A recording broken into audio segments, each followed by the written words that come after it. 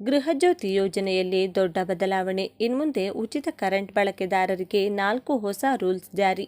ಈ ತಪ್ಪು ಮಾಡಿದ್ರೆ ಕಟ್ಟಬೇಕು ಸಂಪೂರ್ಣ ವಿದ್ಯುತ್ ಬಿಲ್.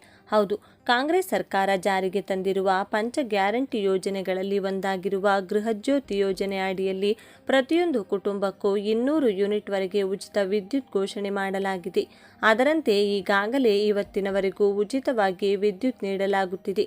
ಆದರೆ ರಾಜ್ಯ ಸರ್ಕಾರ ಮತ್ತು ಕೇಂದ್ರ ವಿದ್ಯುತ್ ಪ್ರಾಧಿಕಾರದಿಂದ 4 ಹೊಸ ರೂಲ್ಸ್ ಜಾರಿಗೆ ತರಲಾಗಿದ್ದು, ಎಲ್ಲ ಫಲಾನುಭವಿಗಳು ತಪ್ಪದೆ ನೋಡಲೇಬೇಕಾದ ವಿಡಿಯೋ ಇದಾಗಿದ್ದು, ನಿಮ್ಮ ಮನೆಗೂ ಕೂಡ ಇವತ್ತಿನವರೆಗೂ ಉಚಿತ ವಿದ್ಯುತ್ ಬಳಕೆ ಮಾಡುತ್ತಿರುವ ಗ್ರಾಹಕರಾಗಿದ್ದರೆ ಸರ್ಕಾರದಿಂದ ಮತ್ತೆ 4 ಹೊಸ ರೂಲ್ಸ್ ಜಾರಿಗೆ ತಂದಿದ್ದು ತಪ್ಪದೆ ತಿಳಿದುಕೊಳ್ಳಿ ಹಾಗೂ ಈ ಕೆಲಸವನ್ನ ಮುಗಿಸಿಕೊಳ್ಳಿ.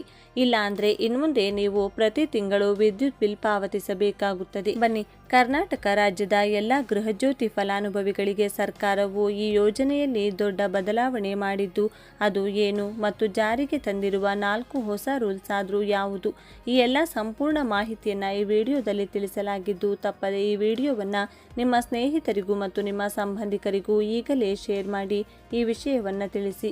ಬನ್ನಿ ಕಂಪ್ಲೀಟ್ ಆಗಿ ನೋಡೋಣ. ಪ್ರತಿ ತಿಂಗಳು ಸಾವಿರಾರು ರೂಪಾಯಿ ಕರೆಂಟ್ ಬಿಲ್ ಕಟ್ಟುತ್ತಿದ್ದ ಜನರಿಗೆ ಇದು ಬಿಗ್ ರಿಲೀಫ್ ನೀಡಿದೆ.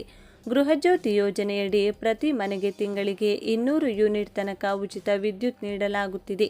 ಆದರೆ ಇತ್ತೀಚೆಗೆ ಸರ್ಕಾರ ಗೃಹಜ್ಯೋತಿ ಯೋಜನೆಗೆ ಸಂಬಂಧಿಸಿದಂತೆ ಕೆಲವು ಹೊಸ ನಿಯಮಗಳನ್ನು ಜಾರಿಗೆ ತಂದಿದೆ.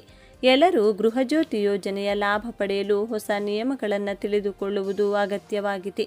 ಕರ್ನಾಟಕ ಸರ್ಕಾರದ ಪ್ರಮುಖ ಯೋಜನೆಗಳಲ್ಲಿ ಫ್ರೀ ಎಲೆಕ್ಟ್ರಿಸಿಟಿ ಸ್ಕೀಮ್ ಅಥವಾ ಗೃಹಜ್ಯೋತಿ ಯೋಜನೆಯು ಒಂದು. ಇದರ ಮುಖ್ಯ ಉದ್ದೇಶ ಜನರ ವಿದ್ಯುತ್ ವೆಚ್ಚವನ್ನು ಕಡಿಮೆ ಮಾಡುವುದು. ಈ ಯೋಜನೆಯಡಿ ಮನೆಗಳಿಗೆ ತಿಂಗಳಿಗೆ 200 ಯೂನಿಟ್ ತನಕ ಉಚಿತ ವಿದ್ಯುತ್ ನೀಡಲಾಗುತ್ತದೆ. ಗೃಹಜ್ಯೋತಿ ಯೋಜನೆಯ ಮೂಲಕ ಸರ್ಕಾರ ನೇರವಾಗಿ ವಿದ್ಯುತ್ ಕಂಪನಿಗಳಿಗೆ ಸಬ್ಸಿಡಿ ನೀಡುತ್ತದೆ. ಆದ್ದರಿಂದ ಅರ್ಹ ಕುಟುಂಬಗಳಿಗೆ ಶೂನ್ಯ ವಿದ್ಯುತ್ ಬಿಲ್ ಬರುತ್ತದೆ. ಇತ್ತೀಚೆಗೆ ಸರ್ಕಾರ ಕೆಲವು ಪ್ರಮುಖ ನಿಯಮಗಳನ್ನು ಕಟ್ಟುನಿಟ್ಟಾಗಿ ಜಾರಿಗೆ ತಂದಿದೆ. ಗೃಹಜ್ಯೋತಿ ಯೋಜನೆಯಲ್ಲಿ ಬದಲಾದ ನಿಯಮಗಳು: 1. 200 ಯೂನಿಟ್ ಮೀರಿದರೆ ಸಂಪೂರ್ಣ ಬಿಲ್ ಕಟ್ಟಬೇಕು. ಸರ್ಕಾರ ಜಾರಿಗೆ ತಂದ ಹೊಸ ನಿಯಮದ ಪ್ರಕಾರ ನೀವು ಒಂದು ತಿಂಗಳಲ್ಲಿ 200 ಯೂನಿಟ್ ಮೀರಿದರೆ ಉಚಿತ ವಿದ್ಯುತ್ ಸಿಗುವುದಿಲ್ಲ, ನೀವು ಸಂಪೂರ್ಣ ಬಿಲ್ ಕಟ್ಟಬೇಕು. 2ನೇದು, ಸರಾಸರಿ ಬಳಕೆಯ ಆಧಾರದಲ್ಲಿ ಅರ್ಹತೆ. ನಿಮ್ಮ ಕಳೆದ 12 ತಿಂಗಳ ಸರಾಸರಿ ವಿದ್ಯುತ್ ಬಳಕೆಯನ್ನು ಆಧರಿಸಿ ಉಚಿತ ಯೂನಿಟ್ ನಿರ್ಧರಿಸಲಾಗುತ್ತದೆ. ಉದಾಹರಣೆ, ಸರಾಸರಿ ಬಳಕೆ 150 ಯೂನಿಟ್, ಉಚಿತ ವಿದ್ಯುತ್ ಸುಮಾರು 165 ಯೂನಿಟ್. ಇದಕ್ಕಿಂತ ಹೆಚ್ಚು ಬಳಸಿದರೆ ಹೆಚ್ಚುವರಿ ಯೂನಿಟ್ಗೆ ಹಣ ಕಟ್ಟಬೇಕು. 3ನೇದು, ಹೊಸ ಮನೆಗಳಿಗೆ ಕಡಿಮೆ ಯೂನಿಟ್ ಆರಂಭದಲ್ಲಿ ಸಿಗಬಹುದು. ಹೊಸ ಮನೆ ಅಥವಾ ಹೊಸ ಮೀಟರ್ ಇದ್ದರೆ ಮೊದಲಿಗೆ ಸುಮಾರು 53 ರಿಂದ 59 ಯೂನಿಟ್ ಮಾತ್ರ ಉಚಿತವಾಗಿ ಸಿಗಬಹುದು. ನಂತರ 1 ವರ್ಷದ ಸರಾಸರಿ ಬಳಕೆಯ ಆಧಾರದಲ್ಲಿ ಹೆಚ್ಚಿಸಲಾಗುತ್ತದೆ. 4ನೇದು, ಆಧಾರ್ ಲಿಂಕ್ ಮಾಡುವುದು ಕಡ್ಡಾಯ. ಈ ಯೋಜನೆಯ ಲಾಭ ಪಡೆಯಲು ನಿಮ್ಮ ವಿದ್ಯುತ್ ಖಾತೆಯನ್ನು ಆಧಾರ್ ಜೊತೆ ಲಿಂಕ್ ಮಾಡಬೇಕು. ಈ ಯೋಜನೆ ಕೇವಲ ಮನೆ ಬಳಕೆಗೆ ಮಾತ್ರ ಅನ್ವಯಿಸುತ್ತದೆ, ಅಂಗಡಿ ಅಥವಾ ವ್ಯವಹಾರಗಳಿಗೆ ಅನ್ವಯಿಸುವುದಿಲ್ಲ.